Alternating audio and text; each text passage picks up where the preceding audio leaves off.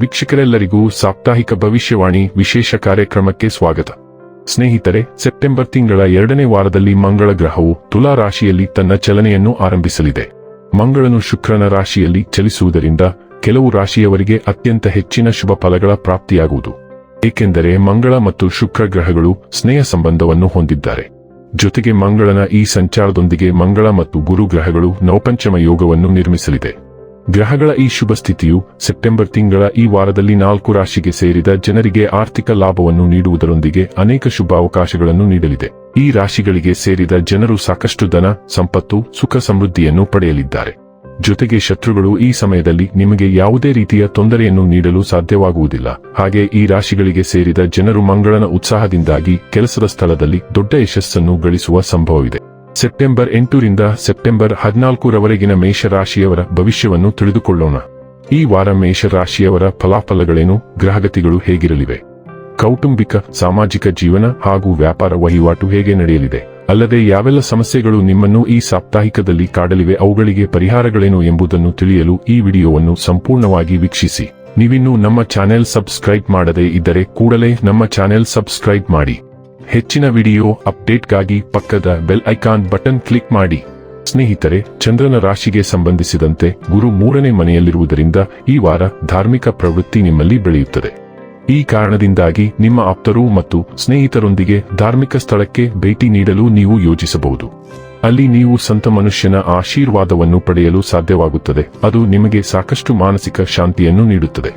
ಈ ವಾರ ಸಮಾಜದ ಅನೇಕ ಗೌರವಾನ್ವಿತ ಜನರೊಂದಿಗೆ ಸಂವಹನ ನಡೆಸಲು ನಿಮಗೆ ಸಾಧ್ಯವಾಗುತ್ತದೆ. ಈ ಸಮಯದಲ್ಲಿ ನೀವು ಅವರ ವಿವಿಧ ಅನುಭವಗಳಿಂದ ನಿಮ್ಮ ತಂತ್ರಗಳು ಮತ್ತು ಯೋಜನೆಗಳನ್ನು ರಚಿಸುವುದನ್ನು ಕಾಣಲಾಗುತ್ತದೆ. ಇದರಿಂದಾಗಿ ಭವಿಷ್ಯದಲ್ಲಿ ನಿಮ್ಮ ಹಣವನ್ನು ನೀವು ಬುದ್ಧಿವಂತಿಕೆಯಿಂದ ಹೂಡಿಕೆ ಮಾಡಲು ಸಹಾಯ ಸಿಗುತ್ತದೆ. ಈ ವಾರ ಮನೆಯ ಯಾವುದೇ ಸದಸ್ಯರೊಂದಿಗೆ ಅಥವಾ ಸ್ನೇಹಿತರೊಂದಿಗೆ ನಿಮ್ಮ ಭಾವನೆಗಳನ್ನು ವ್ಯಕ್ತಪಡಿಸುವುದನ್ನು ತಪ್ಪಿಸಿ. ಇಲ್ಲದಿದ್ದರೆ ಆ ವ್ಯಕ್ತಿಯು ನಿಮ್ಮ ನಂಬಿಕೆಯ ತಪ್ಪು ಲಾಭವನ್ನು ಪಡೆದುಕೊಂಡು ನಿಮ್ಮನ್ನು ನೋಯಿಸಬಹುದು. ಆದ್ದರಿಂದ ನಿಮ್ಮ ಭಾವನೆಗಳನ್ನು ನಿಮಗಾಗಿ ಮಾತ್ರ ಸೀಮಿತಗೊಳಿಸುವುದು ನಿಮಗೆ ಒಳ್ಳೆಯದು. ಚಂದ್ರನ ರಾಶಿಗೆ ಸಂಬಂಧಿಸಿದಂತೆ ಶನಿ 12ನೇ ಮನೆಯಲ್ಲಿರುವುದರಿಂದ ಈ ಹಿಂದೆ ನೀವು ನಿಮ್ಮ ವೃತ್ತಿ ಜೀವನದಲ್ಲಿ ಸ್ವಲ್ಪ ನಿರಾಶೆಯನ್ನು ಎದುರಿಸಿದ್ದರೆ ಈ ವಾರ ವಿಷಯಗಳು ಉತ್ತಮಗೊಳ್ಳಲು ಪ್ರಾರಂಭವಾಗುತ್ತದೆ ಮತ್ತು ನಿಮ್ಮ ವ್ಯವಹಾರವು ಸಕಾರಾತ್ಮಕ ದಿಕ್ಕಿನಲ್ಲಿ ಸಾಗಲು ಪ್ರಾರಂಭಿಸುತ್ತದೆ. ಇದರಿಂದಾಗಿ ನಿಮ್ಮ ಮಾನಸಿಕ ಒತ್ತಡವನ್ನು ತೊಡೆದುಹಾಕಲು ಸಹ ನೀವು ಯಶಸ್ಸನ್ನು ಪಡೆಯುತ್ತೀರಿ.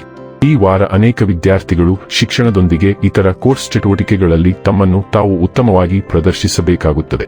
ಏಕೆಂದರೆ ಈ ಸಮಯದಲ್ಲಿ ನಿಮ್ಮ ಸುತ್ತಮುತ್ತಲಿನ ಜನರು ಅಧ್ಯಯನದ ಜೊತೆಯಲ್ಲಿ ಇತರ ಕೋರ್ಸ್ ಚಟುವಟಿಕೆಗಳೊಂದಿಗೆ ನಿಮ್ಮನ್ನು ನಿರ್ಣಯಿಸುತ್ತಾರೆ. ಆದ್ದರಿಂದ ಎಲ್ಲದರಲ್ಲೂ ಭಾಗವಹಿಸುವ ಮೂಲಕ ನಿಮ್ಮ ಉತ್ತಮ ಕಾರ್ಯಕ್ಷಮತೆಯನ್ನು ನೀಡಿ. 7ನೇ ತಾರೀಕಿನಂದು ಚಂದ್ರಗ್ರಹಣವು ನಿಮ್ಮ 12ನೇ ಮನೆಯನ್ನು ಸಕ್ರಿಯಗೊಳಿಸುತ್ತದೆ. ಆದ್ದರಿಂದ ಅಂತ್ಯಗಳು ಮತ್ತು ಮುಚ್ಚುವಿಕೆಗಳ ಕ್ಷಣಗಳು ಇರುತ್ತವೆ. ಗುಪ್ತ ವಿಷಯಗಳು ಮೇಲ್ಮೈಗೆ ಬರುತ್ತವೆ ಮತ್ತು ಹಿಂದಿನದನ್ನು ಪ್ರತಿಬಿಂಬಿಸಲು ಅಥವಾ ಮುಚ್ಚುವಿಕೆ ಮುಖ್ಯವಾದ ಜೀವನದ ಕ್ಷೇತ್ರಗಳನ್ನು ಪರೀಕ್ಷಿಸಲು ಆಕರ್ಷಿತರಾಗಬಹುದು. ನೀವು ವಿಶ್ರಾಂತಿ, ಪುನಃಸ್ಥಾಪನೆ ಮತ್ತು ಪ್ರತ್ಯೇಕತೆಯ ಅಗತ್ಯವನ್ನು ಅನುಭವಿಸುವಿರಿ. ಆದ್ದರಿಂದ ಆಂತರಿಕ ಸ್ಪಷ್ಟತೆ ಮುಖ್ಯವಾಗಿರುತ್ತದೆ. ಆಸ್ಪತ್ರೆಯಲ್ಲಿ ಯಾರಾದರೂ ಗುಣಮುಖರಾಗುತ್ತಾರೆ ಮತ್ತು ನೀವು ಪ್ರತ್ಯೇಕ ಸ್ಥಳಗಳಲ್ಲಿ ವಾಸಿಸುವ ಜನರನ್ನು ಭೇಟಿ ಮಾಡುತ್ತೀರಿ. ಭವಿಷ್ಯದ ಬಗ್ಗೆ ಕೆಲವು ಸಂಕೇತಗಳನ್ನು ಹೊಂದಿರುವ ಕನಸುಗಳನ್ನು ನೀವು ಹೊಂದಿರುತ್ತೀರಿ. ಈ ಗ್ರಹಣವು ಮುಂಬರುವ ಸೂರ್ಯಗ್ರಹಣ ಚಕ್ರದಲ್ಲಿ ಹೊಸದನ್ನು ಪ್ರಾರಂಭಿಸಲು ನಿಮಗೆ ಸಹಾಯ ಮಾಡುತ್ತದೆ. 7ನೇ ಮನೆಯ ಮೂಲಕ ಮಂಗಳ ಗ್ರಹದ ಸಾಗಣೆ ನಡೆಯುತ್ತಿರುವುದರಿಂದ ನೀವು ನಿಮ್ಮ ವೈಯಕ್ತಿಕ ಮತ್ತು ವೃತ್ತಿಪರ ಸಂಬಂಧಗಳ ಬಗ್ಗೆ ಜಾಗರೂಕರಾಗಿರಬೇಕು. ನೀವು ಯಾವುದೇ ಸಂಬಂಧ ಸಮಸ್ಯೆಗಳನ್ನು ಎದುರಿಸುತ್ತಿದ್ದರೆ ನೀವು ತುಂಬಾ ಜಾಗರೂಕರಾಗಿರಬೇಕು.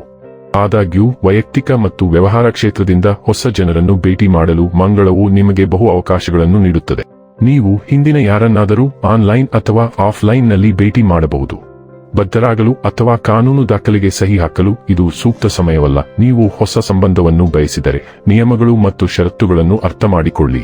ಸೂರ್ಯ 6ನೇ ಮನೆಯ ಮೂಲಕ ಚಲಿಸುತ್ತಿರುವುದರಿಂದ ಕೆಲಸ ಮತ್ತು ಕೆಲಸದ ಸ್ಥಳದಲ್ಲಿ ಹೆಚ್ಚಿನ ಸಮಸ್ಯೆಗಳ ಸಾಧ್ಯತೆಗಳಿವೆ. ಸಂಚಾರ ಶುಕ್ರ 5ನೇ ಮನೆಯ ಮೂಲಕ ಚಲಿಸುತ್ತಿದ್ದಾನೆ ಮತ್ತು ಇದು ತುಂಬಾ ಒಳ್ಳೆಯದು. ಈ ಸಂಚಾರವು ಹೊಸ ವ್ಯವಹಾರಗಳನ್ನು ಪ್ರಾರಂಭಿಸಲು ಉತ್ತಮ ಆಯ್ಕೆಗಳನ್ನು ತರುತ್ತದೆ. ಅದೇ ಸಮಯದಲ್ಲಿ ನೀವು ಜಾಗರೂಕರಾಗಿರಬೇಕು. ನೀವು ಆನ್ಲೈನ್ ಅಥವಾ ಆಫ್ಲೈನ್ನಲ್ಲಿ ಹೊಸ ಜನರನ್ನು ಭೇಟಿಯಾಗುತ್ತೀರಿ ಮತ್ತು ಅವರು ನಿಮಗೆ ವ್ಯವಹಾರದ ಬಗ್ಗೆ ಹೊಸ ಆಲೋಚನೆಗಳನ್ನು ನೀಡುತ್ತಾರೆ. ನಿಮ್ಮ ಸುತ್ತಲಿನ ಮಕ್ಕಳು ಮತ್ತು ಯುವಕರೊಂದಿಗೆ ನಿಮ್ಮ ಸಂವಹನ ಹೆಚ್ಚಾಗುತ್ತದೆ. ಪ್ರೇಮ ಜೀವನವು ಸಹ ಬಹಳ ಪ್ರಮುಖವಾಗಿದೆ ಮತ್ತು ಒಂಟಿಯಾಗಿ ಉತ್ತಮ ಸಂಗಾತಿಯನ್ನು ಹುಡುಕಲು ಇದು ಒಳ್ಳೆಯ ಸಮಯ. ಆದರೆ ನೀವು ಬದ್ಧತೆಯನ್ನು ತೆಗೆದುಕೊಳ್ಳುವ ಮೊದಲು ಸ್ವಲ್ಪ ಸಮಯ ಕಾಯಿರಿ. ಇನ್ನು ಕೊನೆಯದಾಗಿ ಮಾಡಿಕೊಳ್ಳಬೇಕಾದ ಉಪಾಯಗಳ ಕುರಿತು ನೋಡುವುದಾದರೆ ಪ್ರತಿದಿನ 27 ಬಾರಿ ಓಂ ಭೂಮಾಯ ನಮಃ ಎಂದು ಜಪಿಸಿ. ವೀಕ್ಷಕರೇ, ಇದಾಗಿತ್ತು ಮೇಷರಾಶಿಯ ಜಾತಕದವರ ಸೆಪ್ಟೆಂಬರ್ 8 ರಿಂದ ಸೆಪ್ಟೆಂಬರ್ 14 ರವರೆಗಿನ ಫಲದ ಮಾಹಿತಿ ಇಷ್ಟವಾದರೆ ವಿಡಿಯೋವನ್ನು ಲೈಕ್ ಮತ್ತು ಶೇರ್ ಮಾಡಿ. ಹಾಗೆ ಚಾನೆಲ್ ಸಬ್ಸ್ಕ್ರೈಬ್ ಮಾಡುವುದರ ಜೊತೆಗೆ ನಿರಂತರ ವಿಡಿಯೋ ಅಪ್ಡೇಟ್ಸ್ಗಳಿಗಾಗಿ ಪಕ್ಕದ ಬೆಲ್ ಐಕಾನ್ ಕ್ಲಿಕ್ ಮಾಡಿ.